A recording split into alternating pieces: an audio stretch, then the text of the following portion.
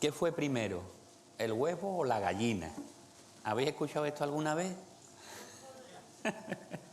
Es interesante porque en cuestión de estos asuntos, ¿no?, de la causa y el efecto, esto surgió un gran debate en la historia, como que no es algo nuevo.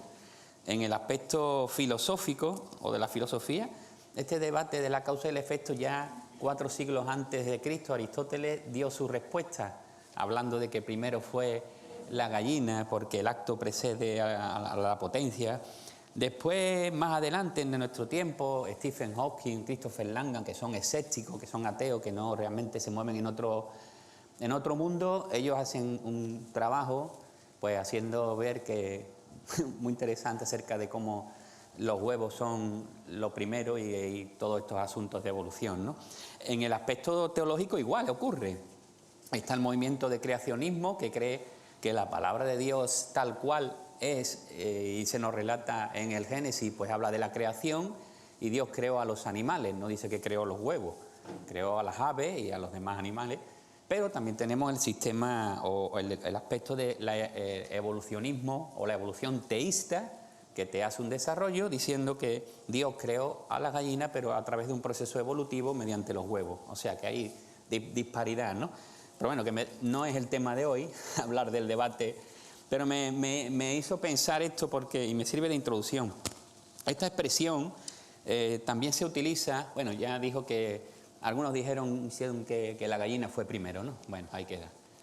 Me sirve para una expresión que se utiliza también, esto de qué fue primero el huevo o la gallina, para ver o plantear el meollo de un asunto o el asunto importante y clave de una cuestión que se quiere resolver, digamos. Esta expresión se usa también en este sentido. Cuando hay una situación compleja, pues vamos a ir y queremos ver el meollo de la cuestión. Se usa también esto, ¿qué fue primero, el huevo o la gallina? Vamos a ver qué fue primero, la causa o el efecto. En este pasaje, que es el que vamos a ver en esta mañana, pues yo estuve mirándolo y me pareció muy interesante porque dependiendo dónde veamos la causa y el efecto, depende cómo lo veamos, pues tiene unas implicaciones u otras, se puede ver de varias maneras. Pero os explico por qué yo la voy a ver de la manera que os voy a explicar a continuación. Primera Tesalonicenses 1, ahí tenemos ese pasaje, versículos 2 y 3, vamos a estar hablando del 3 básicamente. Si veis la primera columna, que es la versión de la Biblia de las Américas, dice, siempre damos gracias a Dios por todos vosotros, haciendo mención de vosotros en nuestras oraciones, teniendo presente sin cesar delante de nuestro Dios y Padre vuestra obra de fe, vuestro trabajo de amor y la firmeza de vuestra esperanza en nuestro Señor Jesucristo. Si veis, en el lado derecho tenemos el mismo texto, pero en la versión textual, una versión un poco más acercada a los originales. Y ahí pues mirad la diferencia, vamos a la parte que está en negrita, habla de la obra de vuestra fe, el trabajo de vuestro amor y la paciencia en la esperanza de nuestro Señor Jesucristo. En la primera parte veo que parece ser que el énfasis está puesto en la obra, en el trabajo y en la firmeza. Parece ser, da a entender. Y parece como que la fe, la obra de fe, la palabra fe viene a ser como un adjetivo que describe cómo es la obra, el amor describe al trabajo y la firmeza, ¿no? O la firmeza también, o la esperanza, ¿no?, de la firmeza como algo complementario. Sin embargo, creo y estoy de acuerdo más con la Biblia textual en el sentido original del pasaje, y si veis la diferencia, habla de la obra de vuestra fe. Habla del trabajo de vuestro amor y de la paciencia en la esperanza. Es decir, el énfasis está no tanto en la obra, sino en la fe, causa que produce un efecto, que es la obra. O en el segundo punto, el amor. Ese amor que es la causa o el origen o la base que después va a hacer o va a producir un tipo de trabajo. Igualmente, esa paciencia, firmeza o constancia, como se suele decir en otras versiones, que es el resultado de la esperanza que tenemos en nuestro Señor Jesucristo. Así que yo en esta mañana voy a hablar de la fe, del amor y de la esperanza. Y vamos a ver cómo estas tres cualidades, o estas tres virtudes, digamos que son las que dan respuesta a la pregunta ¿qué fue primero? Yo creo que fue primero una fe que produce una obra, un amor, o sea, que produce un trabajo excelente y una esperanza que produce la perseverancia y la constancia, ¿vale? Además, estas tres virtudes se van a mencionar más adelante por el apóstol Pablo. Pues este es el enfoque y espero que el Señor me ayude pues también a verlo en esta mañana con vosotros. Algo de la iglesia, del trasfondo de la iglesia en Tesalónica. Bueno, ahí en Hechos capítulo 17, pues tenéis, esta iglesia fue fundada por Pablo en su segundo viaje misionero, cuando fue a Macedonia, y comenzó ahí la iglesia, no en las mejores circunstancias. Si vais a Hechos 17 vais a ver que él tuvo que salir después de 3 semanas corriendo, huyendo, por causa de los judíos y de la multitud que se fue contra él, o que se levantó contra él. Y más tarde él, desde la ciudad de Corinto, escribe esta carta pues para que pueda animar, consolar, fortalecer a los creyentes. Bueno, la iglesia de Corinto no es una iglesia perfecta. Es cierto que lo que vamos a ver es una oración que hace el apóstol Pablo de consuelo, de gratitud a Dios por lo que está viendo y por la obra que el Espíritu Santo y el Señor está haciendo en sus corazones. Doy gracias a Dios por la obra de vuestra fe, por vuestro trabajo de amor. Estas cosas están ahí como una gratitud, y es verdad que hacen referencia a la obra que Dios estaba haciendo entre los tesalonicenses, pero no era una iglesia perfecta.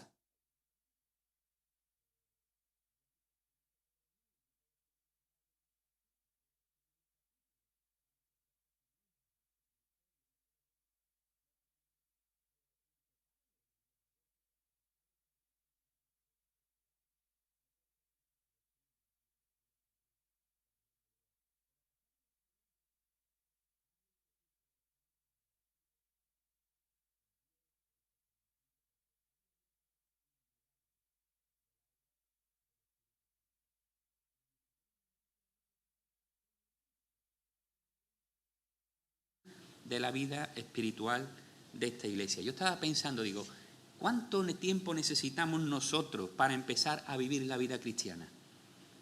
3 semanas estuvo el apóstol Pablo con ellos y, bueno, con mucho respeto al pan diario, pero no les dio el pan diario, les dio la doctrina profunda. 3 semanas, gente nueva, creyentes, que reciben la sana doctrina que tienen que conocer desde el principio, ¿no? Me pareció muy interesante este hecho, ¿no? Quizás es algo que tenemos que pensar, ¿no? La obra de vuestra fe. Vamos a ver, la obra de vuestra fe. Entonces, el trabajo de... Voy rápido, pues no quiero que me coja el toro.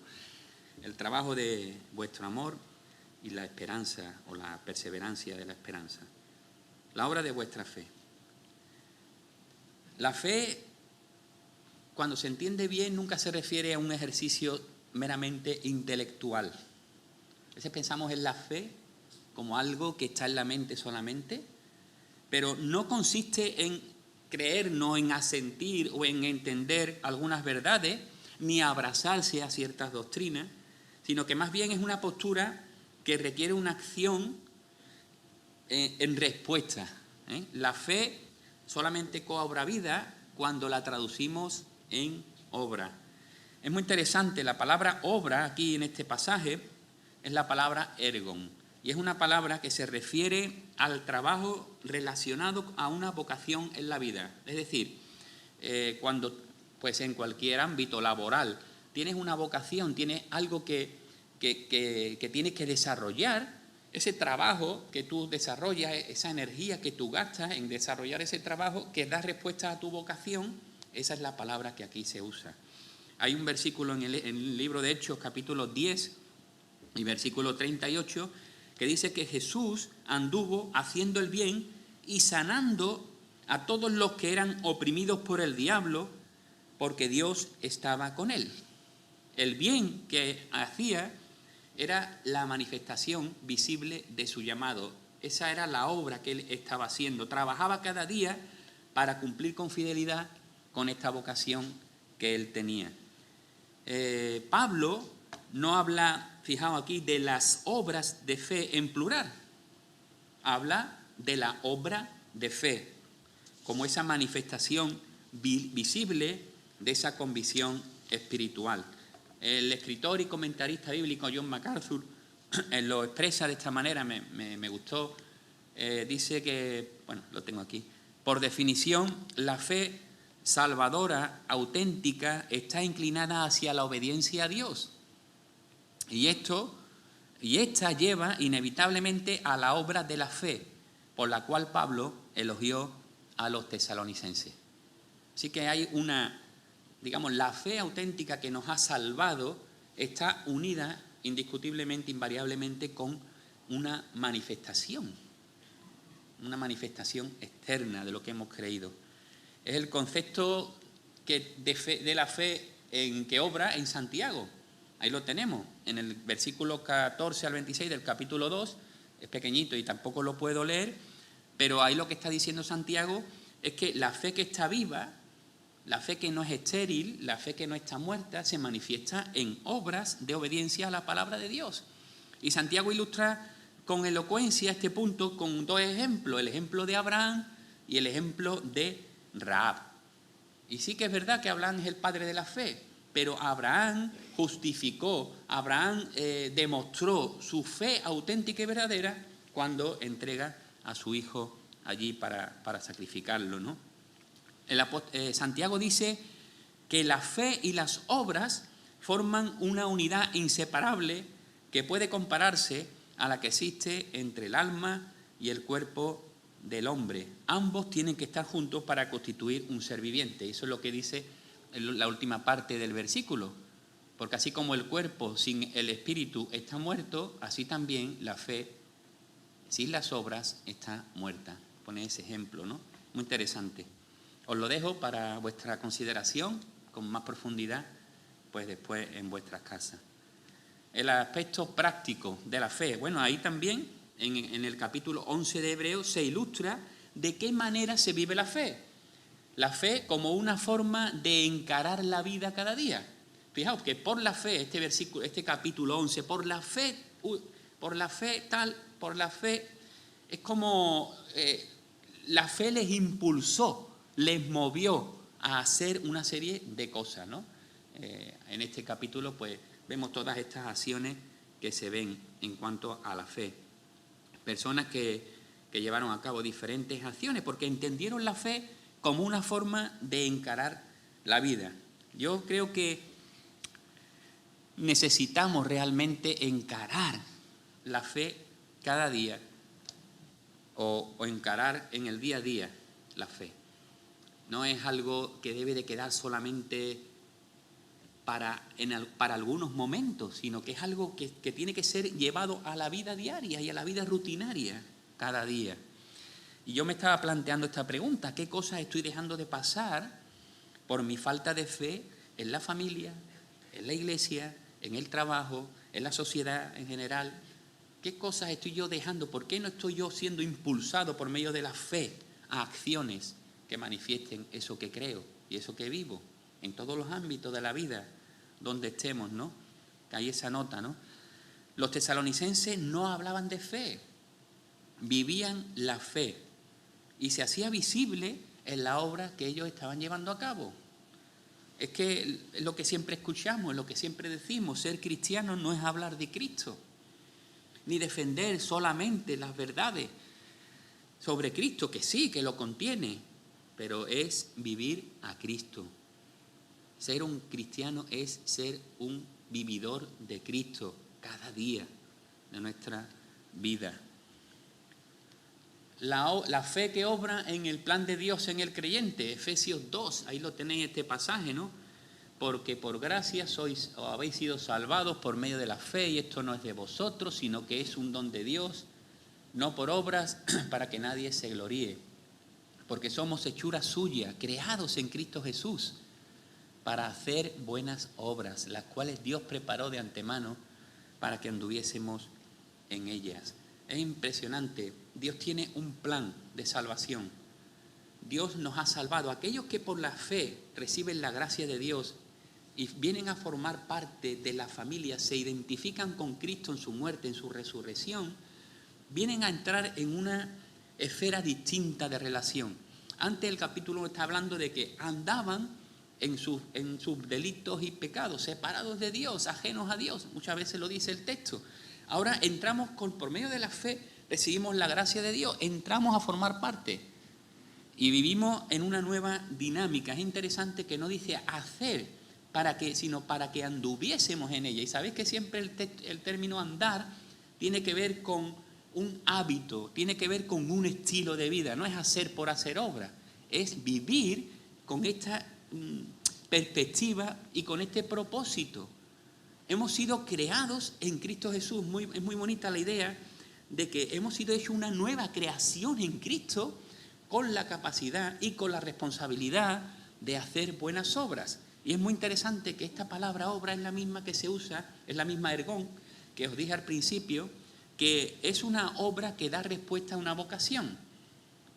Y es la misma palabra que mirábamos cuando el texto de Jesús, que hacía buenas obras.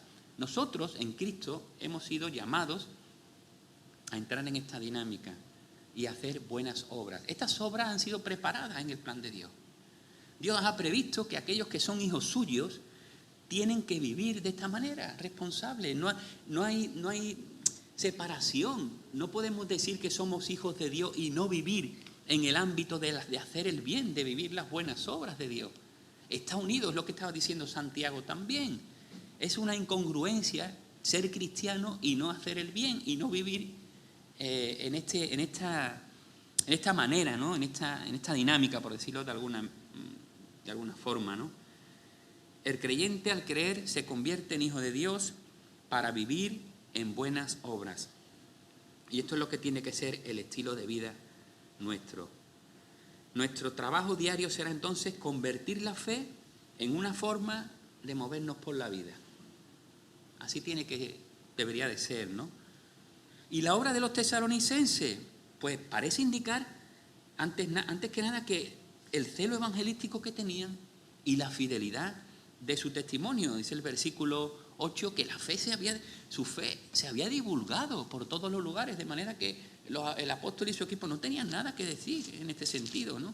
Ahí hay una respuesta impresionante a la realidad de la conversión. Por eso es importante entender la fe, porque la fe auténtica, la fe que salva, la fe que nos ha dado la oportunidad de estar aquí en esta mañana, bueno, no aquí, pero estar en Cristo y vivir con Él para siempre, es una fe que tiene que estar viva y activa, no hay otra opción. Pedro también habla de estar edificando pues sobre la roca. Arthur Pym dijo: el vivir diariamente por fe en Cristo es lo que distingue al cristiano saludable del enfermizo, al santo victorioso del santo derrotado. El trabajo o la obra de vuestra fe. ¿Veis? El meollo es la fe y como resultado la obra. El trabajo de vuestro amor, segundo punto. Había esa sensación de profunda gratitud que se apoderaba del corazón de Pablo, ¿no? Al ver ese testimonio maravilloso de esta iglesia joven de Tesalónica. Habían logrado combinar la fe, el amor y la esperanza de tal manera que el testimonio de su nueva vida impulsó dramáticamente el avance del Evangelio en toda la región. Ahora, aquí hay otra palabra, trabajo. Esta es distinta de obra. Esta es la palabra kopos.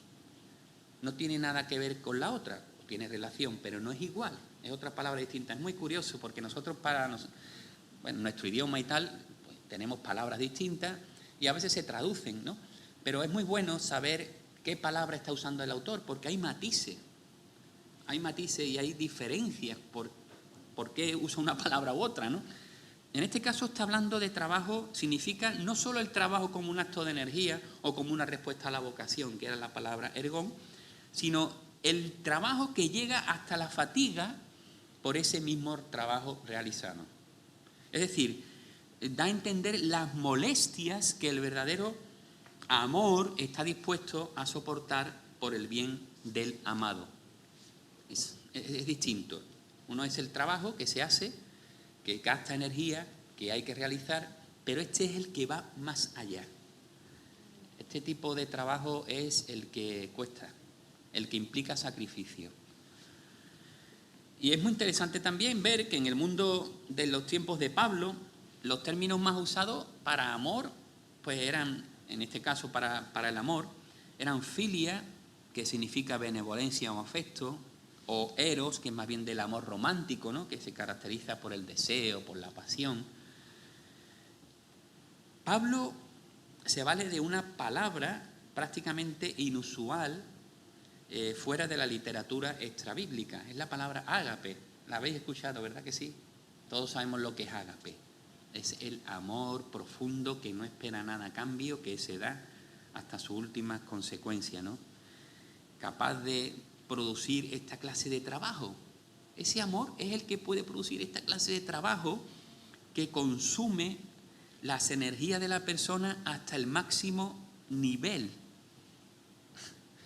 Por eso, cuando hablamos de, no es lo mismo hablar de un trabajo amoroso que del trabajo del amor.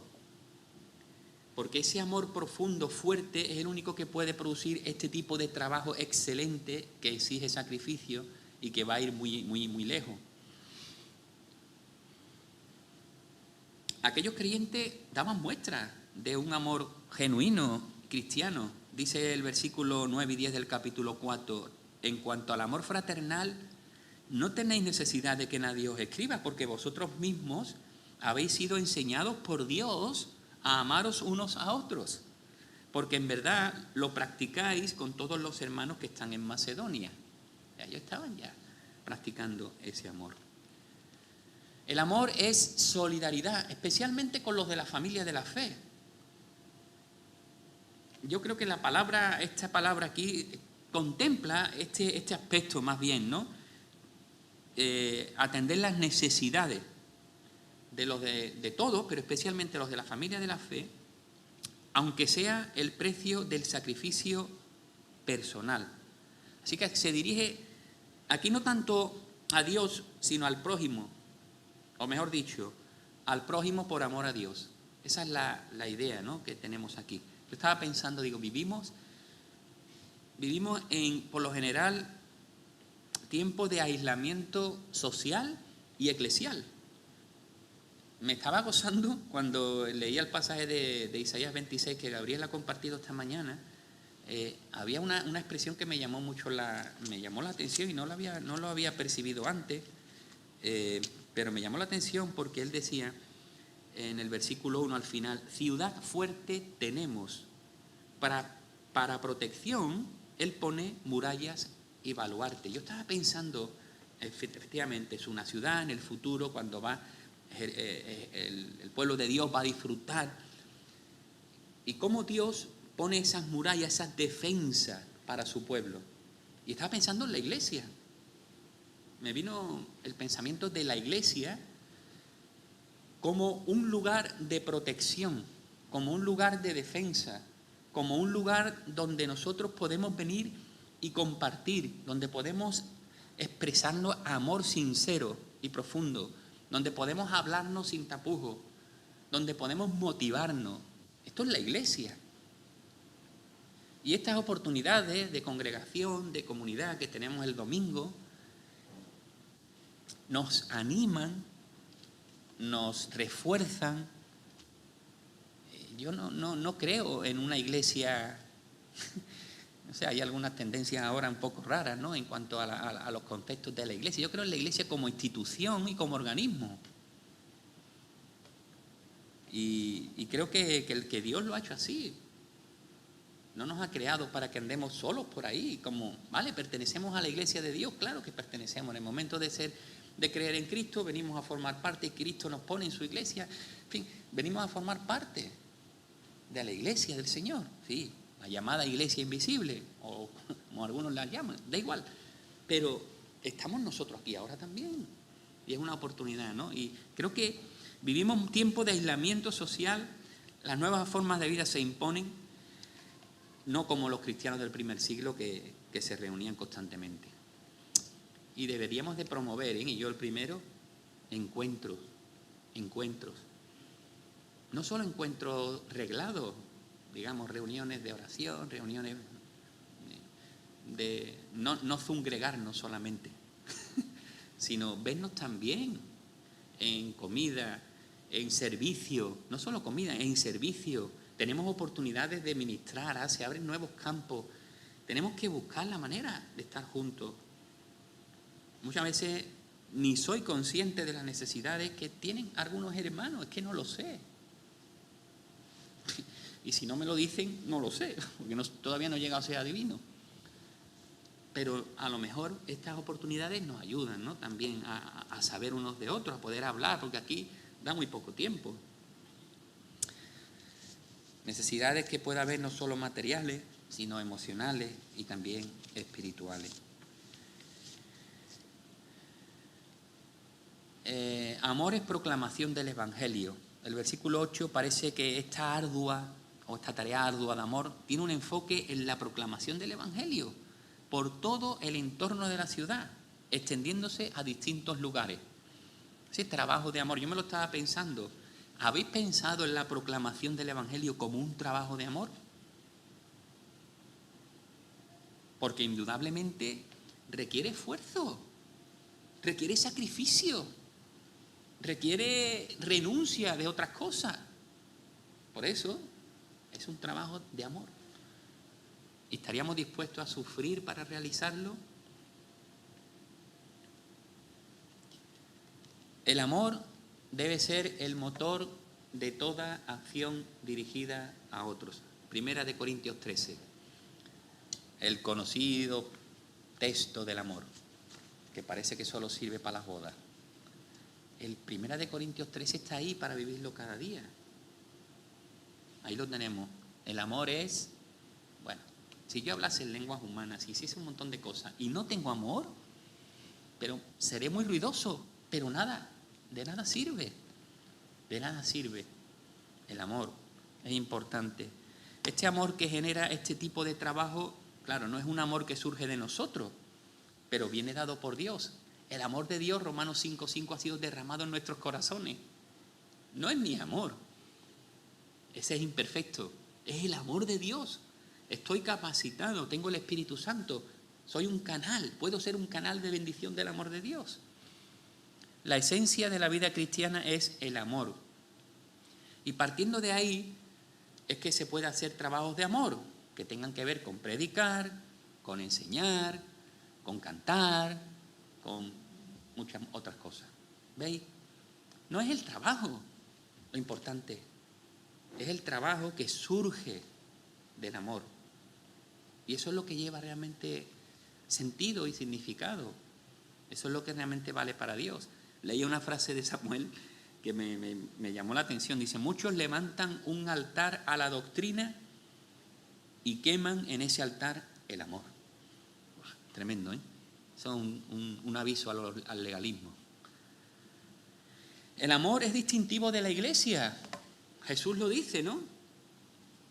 Un mandamiento nuevo os doy, que os améis los unos a los otros, que como yo os he amado, así también os améis los unos a los otros.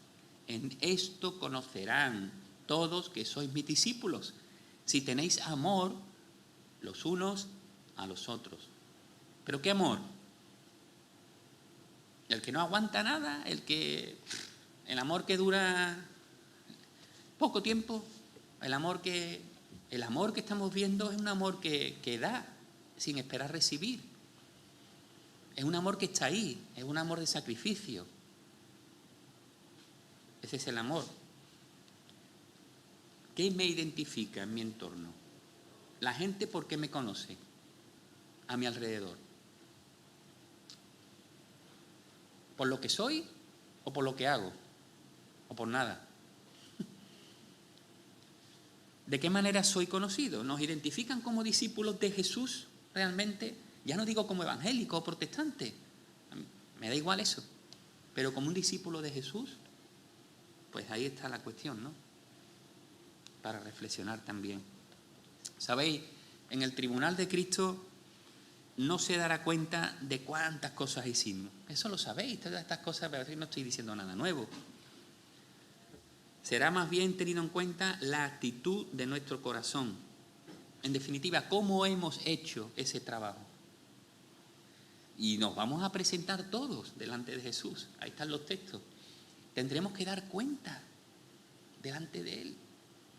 Y se va a valorar nuestra actitud, nuestra motivación.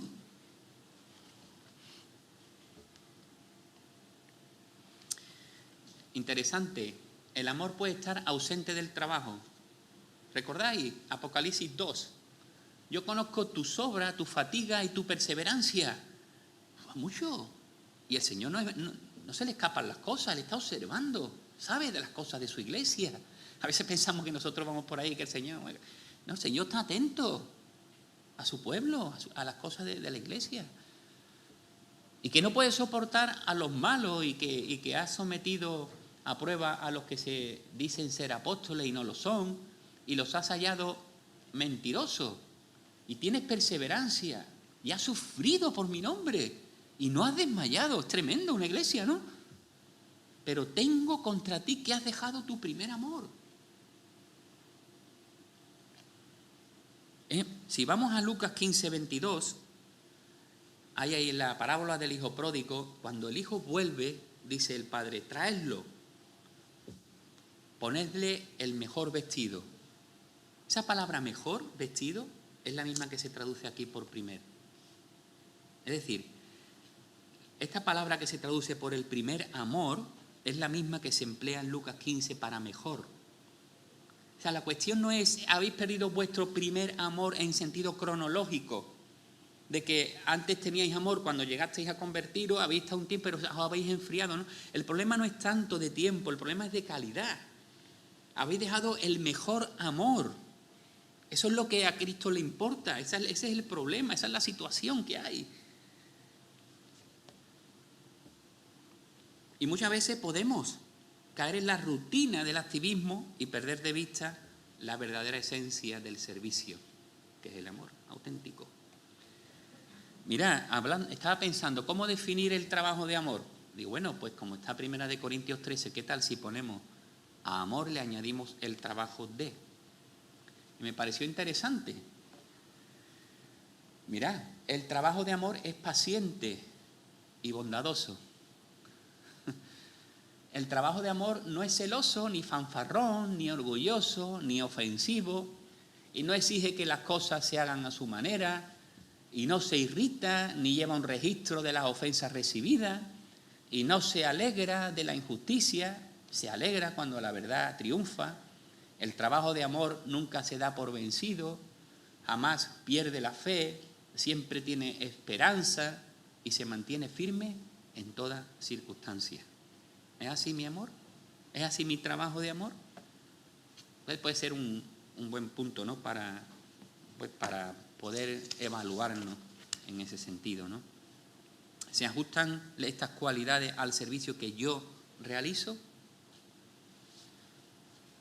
Y Pablo da gracias a Dios por un amor que impulsa a una vida activa de trabajo arduo, difícil y penoso, siguiendo el ejemplo de Jesús.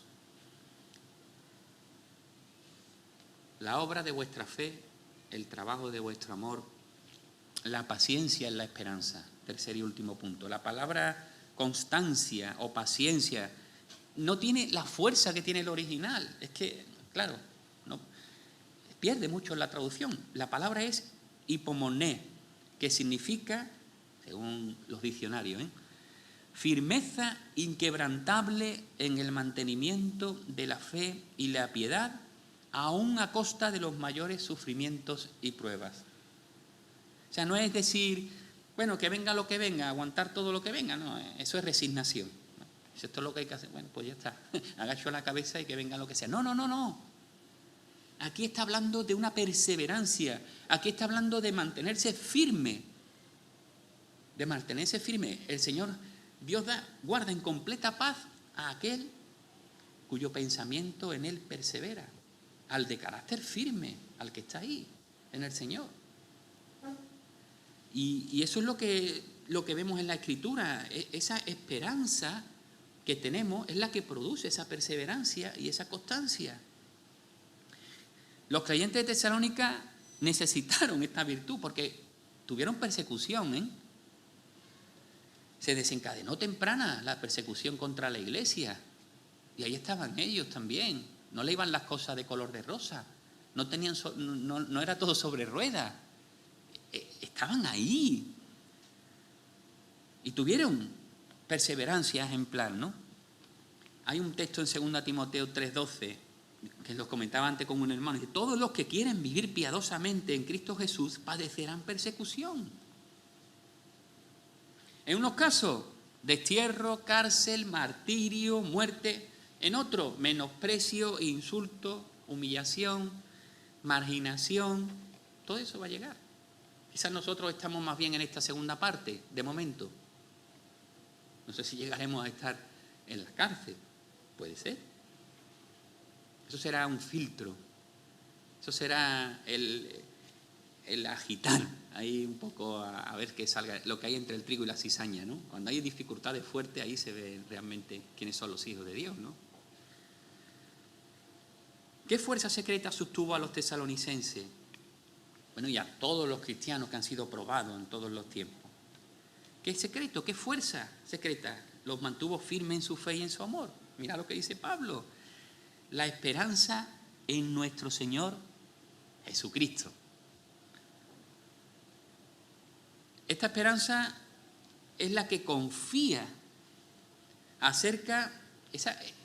confía de manera cierta, de algo que aún no ha sucedido y va a suceder.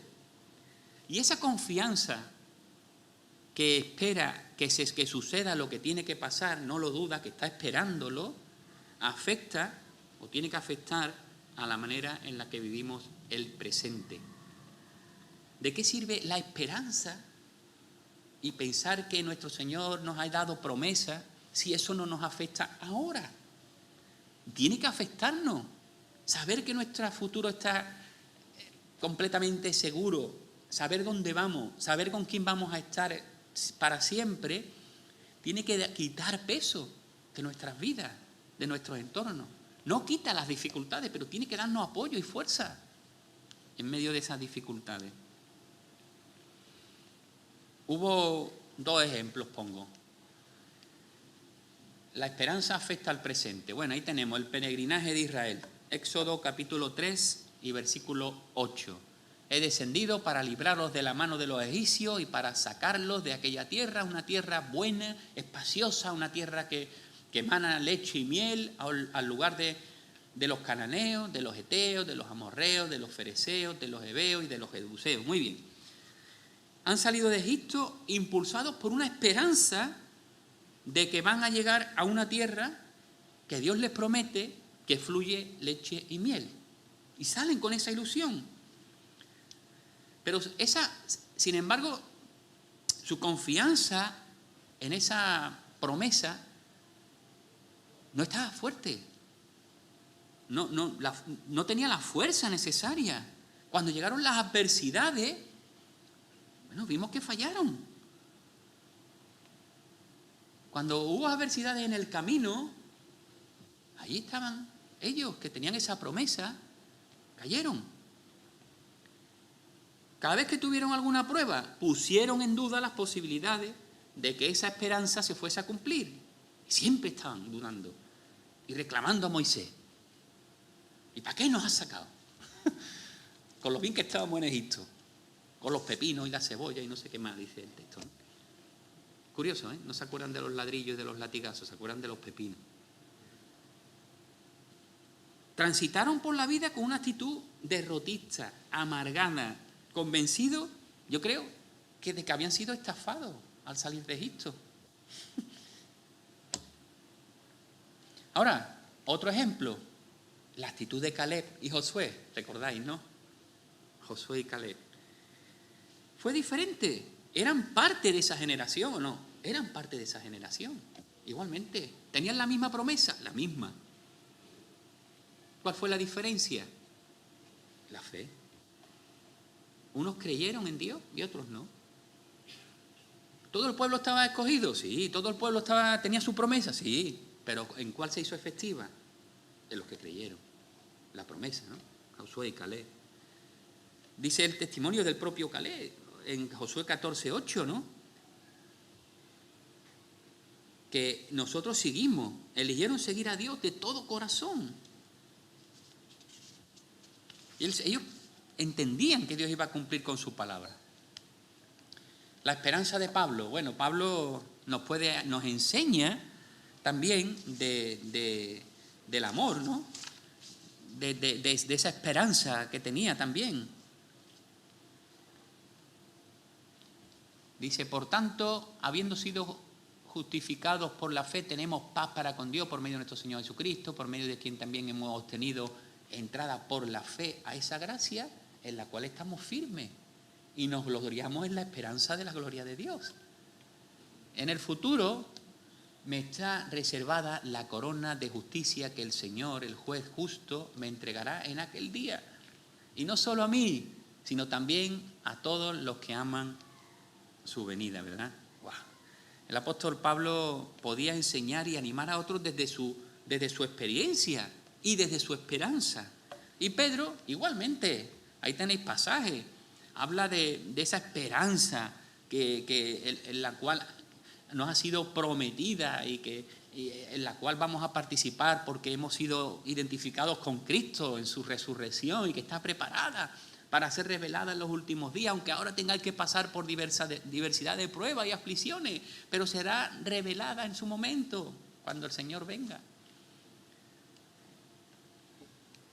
La esperanza de los tesalonicenses era firme porque no estaba anclada en las cosas que vendrán, sino en el inmutable Señor Jesucristo. Ahí estaba anclada la esperanza de ellos, en la persona de Jesús. Juan 14:3, dice, yo vendré y os tomaré a mí mismo para que estéis conmigo. La esperanza en el libro de Hebreos, bueno, también es curioso, ahí habla también un poco, dice, Dios no es injusto como para olvidarse de vuestra obra, de vuestra obra y del amor. Ahí hablan estos asuntos, ¿no? También, que habéis mostrado hacia su nombre, habiendo servido y sirviendo aún a los santos. Pero deseamos que cada uno de vosotros muestre la misma solicitud hasta el fin, para alcanzar la plena seguridad de la esperanza. Y en los versículos 9 y 10, también de Primera Tesalonicense, del primer capítulo, hay también algo interesante, que también parece que hacen un paralelo, ¿no? Estas tres evidencias de la salvación. Dice, pues ellos mismos cuentan acerca de nosotros, de la acogida que tuvimos por parte de vosotros, de cómo os convertisteis de los ídolos a Dios para servir al Dios vivo y verdadero y esperar de los cielos a Jesucristo su Hijo. ¿Veis? Ahí están los tres asuntos. La conversión de la fe, el servicio, el trabajo de amor y la esperanza del Señor.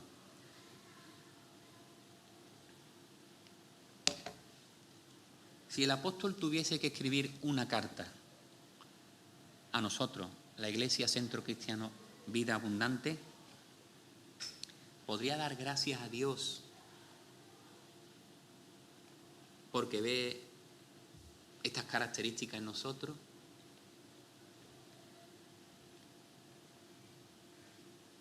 O se desalentaría porque viese indiferencia, superficialidad. ¿Qué verían, no? Si él tuviese que escribir y dar gracias a Dios. La Iglesia doy gracias a Dios porque se está manifestando de una manera tremenda el poder del Espíritu Santo.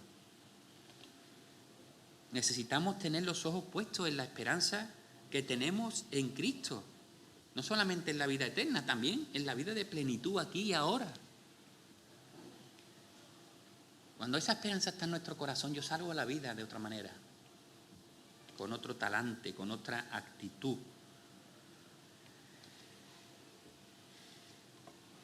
David Burke, qué pequeñito ya este,